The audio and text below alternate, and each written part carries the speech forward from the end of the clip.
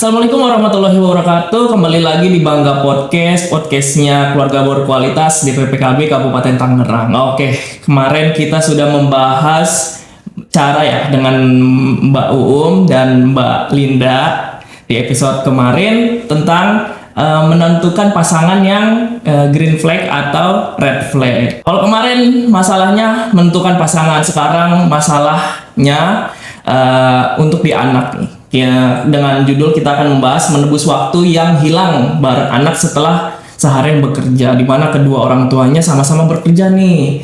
Oke, sebelumnya kita memperkenalkan diri dulu ya dengan narasumber kita bersama. Halo, saya Linda Maisha, saya adalah seorang psikolog. Oke, kita akan membahas ya menebus waktu yang hilang bareng anak setelah seharian bekerja nih. Kalau Mbak Linda sendiri untuk sekarang kerja atau ibu jadi ibu rumah tangga? Dua-duanya. Oh, dua-duanya. Ya, berarti cukup relate ya dengan judul sekarang. Iya, sangat relate. Oke, Mbak Linda nih, banyak orang tua nih yang merasa bersalah nih karena dua-duanya bekerja, jadi nggak ada punya waktu untuk anaknya. Bagaimana nih untuk solusinya ke anak nih? Ya, biasanya ketika orang tuanya dua-duanya bekerja, itu seringkali muncul rasa bersalah, gitu. Merasa bersalah karena, duh kok aku tidak punya waktu untuk mendampingi anakku, gitu. Duh kok aku sepertinya terlalu sibuk dengan kerjaan gitu, dengan pekerjaan. Kayak aku mengalokasikan banyak waktu untuk pekerjaan, tapi aku bekerja buat anak, gitu. Tapi buat anakku aku tidak punya banyak waktu. Nah, itu yang seringkali muncul. Terus juga anaknya juga kalau misalnya orang tuanya tidak punya alokasi quality time yang cukup, anaknya juga merasa kehilangan figur orang tuanya. Itu sih fenomena yang menjadi kekhawatiran dari para orang tua bekerja saat ini. Jadi di kerjaan juga dapat mempengaruhi ya, karena mikirin anak nih, anak dititipin sama siapa? Ya, bagaimana? Kan kita nggak ngeliat langsung ya, dia mendidiknya seperti apa. Kalau dengan kita sendiri kan kita sudah tahu nih mendidiknya seperti apa. Pasti kan ada dampak psikologi juga ya untuk anak nih, karena kan jauh dari orang tua dan diurus oleh orang yang bukan orang tuanya. Itu gimana Mbak kalau untuk anaknya sendiri? Ya, sebetulnya anak itu tidak selalu harus diurus orang tuanya 24 jam. Ada beberapa fungsi yang bisa digantikan oleh orang lain, misalkan sama neni atau sama babysitter atau sama pengasuh di rumah, atau mungkin bahkan anaknya selama orang tuanya bekerja anaknya di daycare gitu ya. Dengan program kegiatan daycare itu sebetulnya nggak apa-apa. Yang penting anak ini butuh figur orang tuanya itu tetap ada gitu. Jadi dengan keterbatasan waktu, dengan orang tuanya sibuk bekerja ya, sekarang berangkat kerja pulang kerja udah makan waktu gitu, belum kerjanya sendiri. Nah, itu perlu orang tuanya mengalokasikan quality time sama anaknya. Jadi meskipun anak tidak diasuh secara langsung sama orang tua di daytime atau di pagi sampai sore, tapi si anak ini tetap tahu bahwa saya tuh punya orang tua gitu, dan figur pelindung saya, figur penting dalam hidup saya, tempat saya bersandar itu adalah orang tua saya. Itu yang tetap harus dijaga. Berarti kalau untuk nih anak nih dengan orang tua sehari minimal ada nggak berapa kali atau maksimal supaya masih ada peran figur orang tua nih anaknya nih, jadi nggak tergantungan dengan yang ngasuh, jadi aku masih punya orang tua ternyata gitu. Ini yang menarik nih ya, ketergantungan dengan pengasuh. Memang sebaiknya anak itu punya figur lekat dalam kesehariannya yang dia percaya, sehingga dia merasa aktivitasnya itu aman gitu. Idealnya figur lekat ini adalah memang orang tua.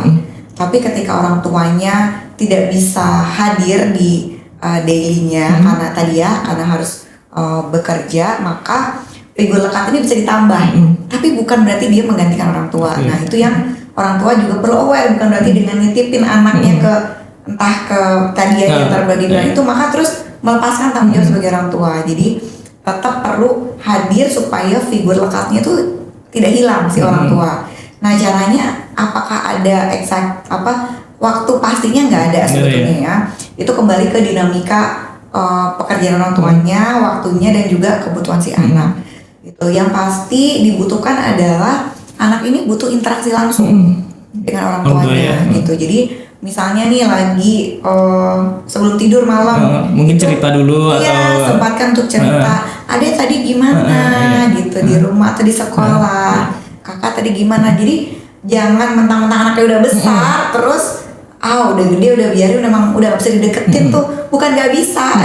Tapi memang kalau tidak dipupuk, tidak dari sedini mungkin untuk dibangun relasinya, anaknya juga malas. Iya, Gitu. kalau kita ngomongin soal pasti itu kan menguras energi ya. Kita kan kerja udah seharian, pasti capek. Nah, gimana sih supaya biar nih kita masih bisa berinteraksi dengan anak? Baik kan, contoh saya aja nih belum nikah, saya pulang kerja, capek mau tiduran dulu. Apalagi nanti punya anak kan, misalnya pulang jam 4 jam 5 langsung mandi atau gimana macem kan, pasti pengennya istirahat dulu. Ketemu anak tuh pasti ada aja ya ketemu anak. Nanti ada dramanya dulu karena pengen istirahat dulu. Mau itu gimana nih supaya kita tuh punya energi lebih untuk ke anak berinteraksinya? Iya, memang tidak bisa dipungkiri berinteraksi dengan siapapun itu butuh energi, apalagi dengan anak. Kenapa? Karena ada investasi emosi di situ. Gitu, ada relasi emosi dan ada emosi yang perlu kita curahkan. Itu kenapa sebetulnya beban emosinya cukup besar ya untuk berinteraksi dengan anak. Sama bisa dipahami kalau kita pulang kerja di kondisi capek, belum lagi tadi di macet-macetan, diomelin atas macet dan sebagainya. Terus pulang ke rumah tuh kayaknya udah nol banget gitu ya. Sebaiknya buat para orang tua ambil waktu jeda sebentar. Jeda sebentar itu nggak harus yang 2 jam gitu, mungkin setengah jam aja, sekedar melipir dulu sebelum sampai rumah misalnya gitu. Atau ketika sampai rumah, anaknya tuh udah di briefing dulu sebelumnya bahwa tunggu ya, ibu istirahat dulu. Misalnya nih, kan anak lebih mudah kalau bentuknya konkret, kan ada jam dinding gitu. Kita pulang jam 5, jarum panjangnya di angka 12. Nah nanti ibu istirahat dulu sampai jarum panjang ini ke angka 5 ya, misalnya gitu, atau angka 6. Nanti kalau udah angka 6 kita main. Jadi nggak tiba-tiba ibunya diem aja, bapaknya diem aja. Jadi kita harus tetap harus ngobrol dengan anaknya. Kalau butuh istirahat dulu gitu. Oke. Nah, kalau untuk tadi kan butuh istirahat dulu, terus misalnya pulang kerja udah sore, udah terlalu malam, itu kan pasti nggak punya waktu ya buat anak. Kalau untuk aktivitas nih, kalau kita misalnya cuma bisa 1 atau 2 jam, itu masih efektif nggak sih buat peran orang tua untuk anak? Oh bisa banget gitu ya, meskipun cuma 1-2 jam itu asalkan dimanfaatkan semaksimal mungkin ya. Jangan, aduh aku udah capek, terus anaknya dia main game deh, kita main game deh gitu ya. Main dengan handphone masing-masing, nah itu kualitasnya akan terbangun. Tapi kalau misalnya dalam 1 atau 2 jam itu dimanfaatkan betul-betul, ada kontak fisik gitu ya, anaknya dipeluk, ngerasain kehangatan interaksi fisik dengan orang tua, dibelai-belai, diusap-usap, disuapin gitu ya. Terus yang udah gede aja bahkan kalau disuapin ibunya masih seneng kan? Saya juga kadang masih disuapin gitu. Jadi itulah bentuk tadi ya, investasi emosional yang harus terus dipupuk gitu. Jadi dengan 1-2 jam yang dimiliki, kita menyadari waktu saya sangat terbatas, maka maksimalkan di waktu terbatas itu dengan atensi penuh, interaksinya juga maksimal. Ajak anaknya cerita. Kalau anaknya nggak mau cerita apa-apa, kita yang cerita. Cerita di kantor seperti apa? Tahu nggak tadi di kantor teman ibu ada yang kerudungnya warna pink, sama kayak boneka adek misalnya kayak gitu. Contohnya apa aja lah gitu, intinya bangun komunikasi, terus juga anak tuh diajak terlibat dengan. Jadi jangan dikasih HP, handphone gitu ya. Jadi jangan dia asik sendiri ya, malah nanti dia malah. Atau malah orang tuanya, iya kenapa deh, ya ntar dulu ya. Jangan kayak gitu. Ya karena kan ada yang kerjaan ternyata masih dibawa ke kantor. Iya, masih harus lanjut di rumah gitu. Alokasikan kalau lagi sama anak, dia fokus ke anak ya. Apapun itu, misalnya cerita, bermain game gitu. Bermain maksudnya game seperti monopoli ya. Iya, jadi jangan dikasih handphone berlebihan untuk anak ya. Apalagi kalau untuk bercerita dengan orang tua ya. Oke, baik, kita tadi kan membahas Mbak Linda kan tentang daycare ya, tentang titipan anak ya. Nah, ini kan di DPPKB memiliki program namanya Tamasya. Taman Asuh Sayang Anak. Nah, ini seberapa efektif sih menurut Mbak Linda untuk Tamasya ini? Sebetulnya daycare atau seperti yang programnya DPPKB ini ya di Tamasya itu sangat-sangat membantu buat para orang tua yang bekerja. Karena kalau misalkan di daycare atau yang tadi ya di Tamasya ini kan pasti sudah ada programnya gitu. Jadi anak tuh bukan sekedar dititip, kasih makan, tidur, udah gitu. Terserah dia mau ngapain gitu. Tapi sudah ada program yang nanti ada evaluasinya gitu. Jadi anak ini hari ini aktivitinya apa, itu biasanya nanti ada report yang akumulatifnya gitu. Jadi sudah ada anak ini butuh stimulasi apa nih di umur segini, maka aktivitasnya akan disesuaikan dengan kebutuhan si anak gitu. Terus orang tua juga jadi tetap bisa memantau tumbuh kembang anak sesuai dengan tahapan perkembangannya meskipun orang tuanya bekerja. Nah itu enaknya kalau anaknya di daycare. Iya, jadi berarti itu ada peran orang tua juga ya untuk pola asuh dengan di rumah ya. Karena kan pasti di daycare dan di rumah kan pasti berbeda. Berarti peran orang tua juga harus aware ya di daycare ya. Iya, jadi orang tua yang anak-anak kan dititipkan di daycare itu kan udah tahu nih, oh anak saya dapat stimulasi A, B, C, D, E nih di daycare gitu. Anak saya harusnya sudah bisa ini nih, nanti di rumah dicek gitu deh.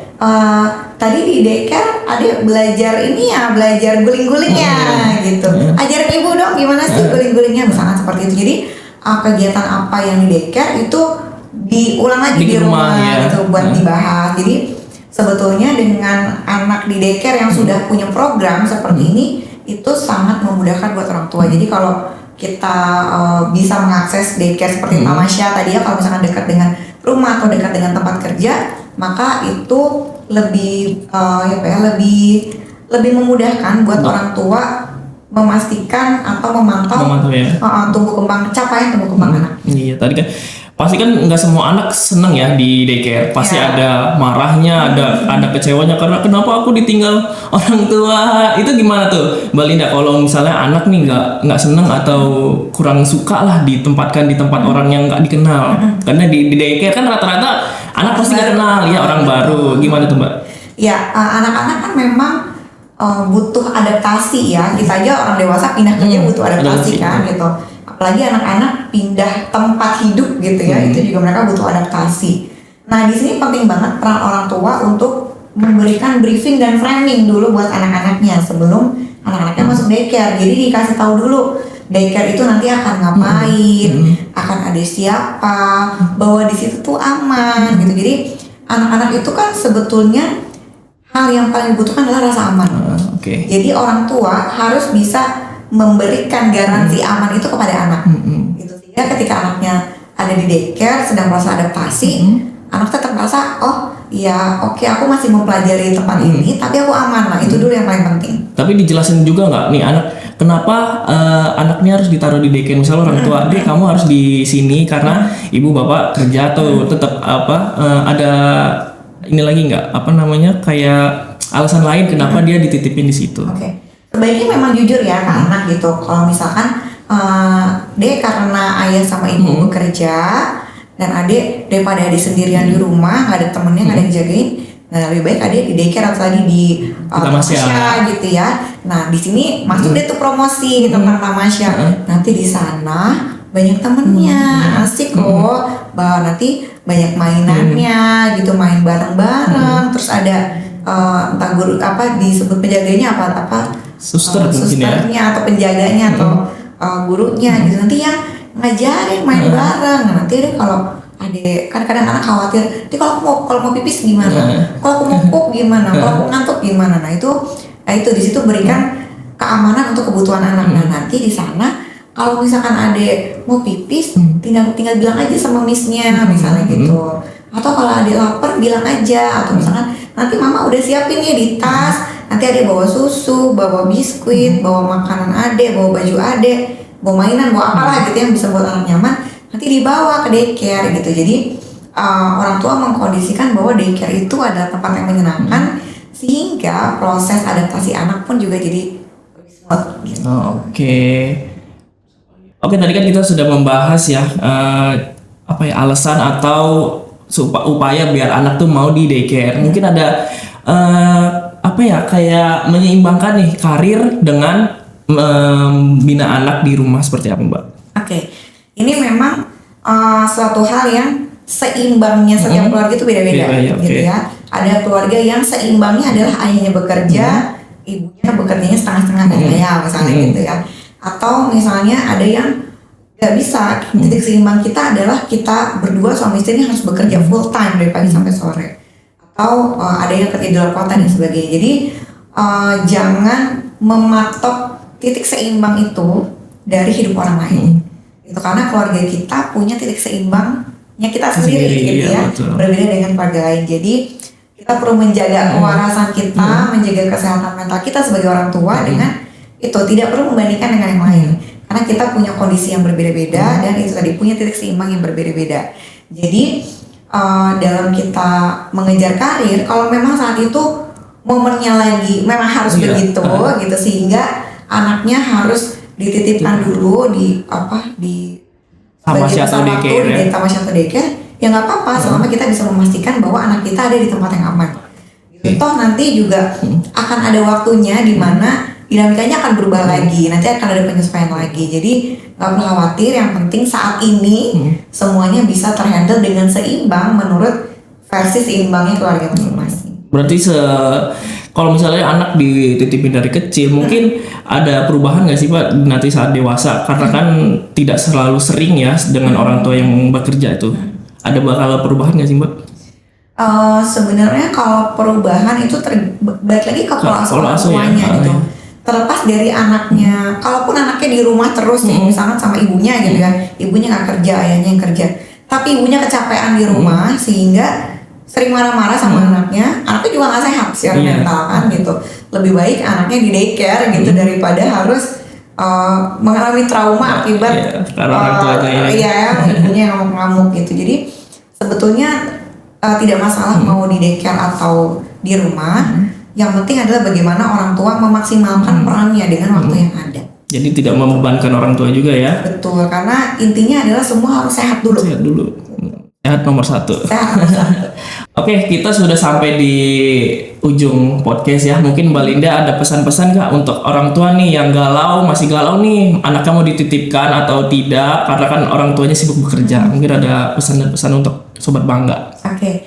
Buat Sobat Bangga yang saat ini lagi galau, apakah saya harus ngejar karir atau saya harus mendampingi anak di rumah? Saran dari saya, coba diskusikan dulu bersama pasangan. Anak ini mau didik seperti apa, dengan cara seperti apa, goalsnya apa. Nah, baru kemudian dicari cara untuk bisa mencapai itu bagaimana gitu. Titik seimbangnya di mana? Mungkin saja di keluarga A titik seimbangnya adalah kedua orang tua harus bekerja karena ada kebutuhan finansial yang harus terpenuhi. Mungkin di keluarga B cukup ayahnya saja yang bekerja, atau mungkin di keluarga C justru ibunya yang bekerja tapi ayahnya di rumah. Nah, itu silakan carilah titik seimbangnya masing-masing, karena yang penting bagi anak adalah orang tuanya hadir dengan optimal di waktu yang tersedia. Jadi kalaupun dengan kondisi tersebut anaknya harus dititipkan di daycare atau bersama dengan pengasuh di rumah, selama peran orang tua tetap optimal di waktu-waktu yang tersedia, maka kita sebagai orang tua tetap bisa mengupayakan tumbuh kembang anak yang optimal. Oke, baik, bagus banget ya pesan dan pesannya dari Mbak Linda ini. Oke, terima kasih teman-teman Sobat Bangga semua yang sudah melihat dan menonton podcast kita hari ini bersama Mbak Linda. Terima kasih Mbak Linda sudah hadir di podcast di PPK Kabupaten Tangerang. Oke Mbak Linda, mungkin kita salam-salam dulu ya. Oke.